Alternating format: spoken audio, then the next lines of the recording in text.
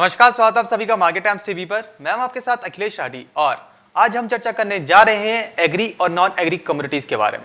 हम आपको बताएंगे कि आज कम्युनिटी बाजार किस हिसाब से खुलता हुआ नजर आया है, कम्युनिटी बाजार के अंदर कितनी उठापटक के साथ कारोबार दर्ज किया जा रहा है, किस कम्युनिटी के अंदर कितनी मंदी तेजी देखने को मिल रही है और जानकार क्या बता रहे हैं आगे की कौन सी कम्युनिटी में मंदी तेजी रह सकती है, ये सब जानने की कोशिश करेंगे। बात कर लेते हैं यहाँ से कृषि जिंसों की, जान लेते हैं आज एग्री कम्युनिटी का बाजार किस हिसाब से खुलता हुआ नजर आया है, एग्री कम्युनिटी के अंदर कितनी उठापटक के साथ कारोबार दर्ज किया जा रहा है, एग्री कम्युनिटी के अंदर कितनी मंदी तेजी देखने को मिल रही है, उस पर जानकारों की क्या राय है, ये सब जानने की कोशिश करते हैं। जान लेते हैं कि आज एनसीडीएक्स पर कमोडिटी बाजार किस हिसाब से खुलता हुआ नजर आया। बीते सत्र में तो हमने देखा था कि जो एग्री कम्युनिटी का जो बाजार था वो ठीक ठाक ही था, खाद्य तेलों में नरमी रही थी। वहीं से अगर आज की बात करें तो आज जो हम देख रहे हैं यहाँ पे जिस हिसाब से जो कम्युनिटी बाजार कारोबार करता हुआ नजर आ रहा है, आज सबसे पहले बात करें यहाँ पे कैसा सीड से, तो कैसा सीड का जून वायदा देख रहे हैं कि आज 5038 पर खुला है इस वक्त और 5036 पर कारोबार करता हुआ नजर आ रहा है, मामूली सी बढ़त है। दरअसल कैसा सीड की जो फंडामेंटल्स है वो तो मजबूत हैं। कैसा सीड की जो उत्पादन है इस साल पिछले साल के मुकाबले कम देखने को मिल सकता है। बीच में खबर भी निकल के सामने आई थी कि एक्सपोर्ट डिमांड भी अच्छी है, लेकिन लॉकडाउन की वजह से कैसा सीड में मंदी बनती हुई नजर आई। लॉकडाउन की वजह से इतना कारोबार नहीं देखने को मिल पाया है, जिसकी वजह से कैसा सीड में लगातार मंदी बनती हुई नजर आई है। एक तेजी के बाद कैसा सीड में हमने 5500 तक भी स्तर जाता हुआ देखा था, लेकिन फिर वहां से अब 5000 के घरों में कारोबार करता हुआ नजर आ रहा है। जानकारों के मुताबिक कैसा सीड के अंदर अभी और मंदी बनती हुई नजर आ सकती है। नीचे में 4700-4800 तक कैसा सीड अभी जाने की अभी ऐसी उम्मीद है, अगर लॉकडाउन ऐसी ही बढ़ता रहता है, लॉकडाउन ऐसी एक्सटेंड होता रहता है तो। लेकिन निचले स्तर पर कैसा सीड के अंदर एक बार फिर से खरीदारी निकल के सामने आएगी और एक बार फिर से अच्छे खासे स्तर देखने को मिल पाएंगे। 5300, 5400, 5500 निचले स्तर पर जब खरीदारी निकलेगी तब कैसा सीड के अंदर देखने को मिल सकते हैं। ओवरऑल जो फंडामेंटल है मजबूत है, लेकिन लॉकडाउन के चलते ये सब देखने को मिल रहा है। यहीं से बात करें अगर सरसों की, तो हम देख रहे हैं कि मसा सीड का जून वायदा 7034 पर खुला है और इस वक्त 7030 पर कारोबार करता हुआ नजर आ रहा है, आधे फीसद की तेजी है। सरसों का जो उत्पादन है अमेरिका के अंदर वो इस साल ज्यादा रह सकता है, ऐसी खबरें निकल के सामने आई है कि वहां भी रिकॉर्ड प्रोडक्शन देखने को मिल सकता है। भारत के अंदर हम ऑलरेडी देख चुके हैं सरसों की जो डिमांड है वो बढ़ी हुई है। किसान मंडियों के अंदर सरसों अपनी रुक रुक कर ला रहे हैं, धीरे धीरे करके बेच रहे हैं, जिसकी वजह से उनको भी अच्छा खासा भाव इस साल होता हुआ नजर आया। जो सरसों है वो इस साल किसानों के लिए चांदी साबित होती हुई नजर आई है। पीली सरसों, इसको चाहे चांदी कह लें किसानों के लिए, ये पीला सोना कह लें, वो इस साल किसानों के लिए मुनाफे का सौदा साबित होती हुई नजर आई है। लेकिन उपभोक्ताओं को जो खाद्य तेल है वो काफी ज्यादा महंगा पड़ता हुआ नजर आ रहा है, लगभग 200 रुपए तक जा चुका है। बीच में अभी अफवाह भी उड़ी थी कि जो सरकार है खाद्य तेलों की इंपोर्ट ड्यूटी को लेकर बड़ा फैसला ले सकती है, जो कि झूठी साबित हुई। उसके बाद से बाजार थोड़ा सुधरता हुआ नजर आया, लेकिन हाल फिलहाल में अभी जो खाद्य तेलों में जो नरमी है वो बनी रह सकती है। तो खाद्य तेलों में अभी वेट एंड वॉच की पॉलिसी अपनाएं पहले, उसके बाद ही अपना कोई डिसीजन लें अभी हाल फिलहाल में, क्योंकि खाद्य तेलों में जो उठापटक काफी ज्यादा देखने को मिल चुकी है। यहीं से बात करें रिफाइंड सोया तेल की, तो रिफाइंड सोया तेल इस वक्त 1373 पर कारोबार करता हुआ नजर आ रहा है, आधे फीसद की तेजी आज रिफाइंड सोया तेल के भी अंदर बनती हुई नजर आ रही है। बात करें सोयाबीन की, तो सोयाबीन का जून वादा 6911 पर कारोबार करता हुआ नजर आ रहा है, आधे फीसद की तेजी है। हम देख रहे हैं कि सोयाबीन जो अपने उच्चतम स्तर लगा चुकी थी, दिखा चुकी थी, फिर वहां से 6000 के घरों में कारोबार करती हुई नजर आ रही है, जब से खबर निकल कर सामने आई कि सोयाबीन जो प्रोडक्शन है पिछले साल के मुकाबले ज्यादा रह सकता है। तो इसकी वजह से सोयाबीन में जो एक नरमी का रुख देखने को मिल रहा है, ऊपरी स्तर से बिकवाली ज्यादा देखने को मिल रही है। और रिफाइंड सोया तेल में भी अगर प्रोडक्शन सोयाबीन का ज्यादा होगा तो रिफाइंड सोया तेल जो सोयाबीन से ही बनता है उसका भी इंपोर्ट कम ही देखने को मिलेगा, जिसकी वजह से खाद्य तेलों में ये जो एक नरमी वाला रुख है अभी हाल फिलहाल में देखने को मिल सकता है। तो जो खाद्य तेलों में जो पहले रिकॉर्ड तेजी देखने को मिली थी अब शायद वो ना देखने को मिले। इसे बात करेंगे सीपीओ की, तो मलेशिया में 2 हफ्तों के लिए पूरा संपूर्ण कंप्लीट लॉकडाउन लग चुका है, जिसका असर सीपीओ की कीमतों पर पड़ता हुआ नजर आ रहा है। इसकी वजह से जो इंपोर्ट है वो कम देखने को मिलेगा। और जो इंडोनेशिया है, वहाँ इंडोनेशिया ने सीपीओ पर जो एक्सपोर्ट ड्यूटी है अपने यहाँ की वो लगभग 2.5 गुना बढ़ा दिया है, तो सीपीओ और ज्यादा महंगा मिलेगा।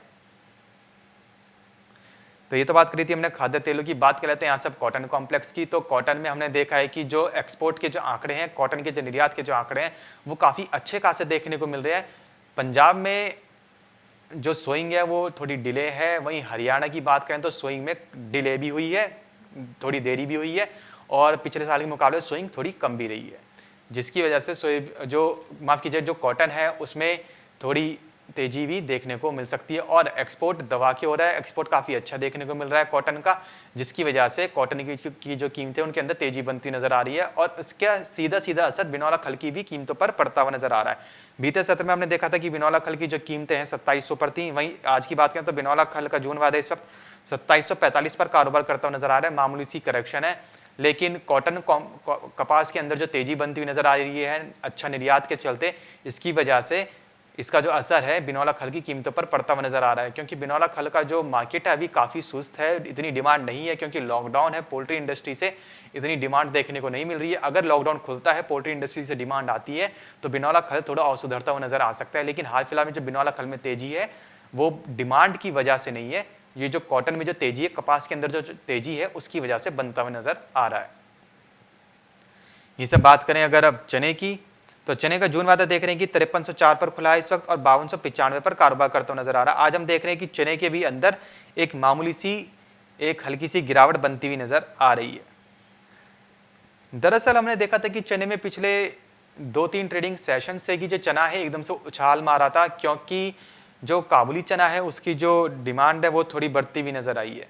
काबुली चने की जो डिमांड है थोड़ी बढ़ती हुई नजर आई है, जिसकी वजह से चने की कीमतों में भी हमने तेजी बनती हुई देखी थी। और चने के जो फंडामेंटल्स है वो भी मजबूत हैं। चने का जो उत्पादन है वो कम है, और खपत ठीक ठाक ही है। खपत में इतना कोई डिक्लाइन फॉल नहीं देखने को मिला, खपत में इतनी कोई ज़्यादा खास कमी देखने को नहीं मिली है। तो ओवरऑल जो रुझान है चने का वो तेजी की तरफ है। हाल फिलहाल में हमने देखा था कि सरकार ने दालों की इम्पोर्ट ड्यूटी को लेकर जो फैसला लिया था, मुफ्त उनको प्रोहिबिटेड एरिया से निकालकर फ्री कैटेगरी में डाल दिया था, इसकी वजह से इसका जो असर था दलहन की कीमतों का असर चने की कीमतों पर भी पड़ता हुआ नजर आया था। लेकिन अब चना धीरे धीरे उठता हुआ नजर आएगा। हाल फिलहाल में थोड़ी बहुत अगर बाई चांस गिरावट भी देखने को मिलती है चने के अंदर, तो फंडामेंटल्स इतने मजबूत हैं कि निचले स्तर पर एक बार फिर से खरीदारी निकल के सामने आ सकती है, और चना 5400-5500 के स्तर अगर वहां पे दिखा देता है, वहां पे सस्टेन हो जाता है, टिक जाता है, तो 6000 तक के भी लेवल्स देखने को चने के अंदर मिल सकते हैं।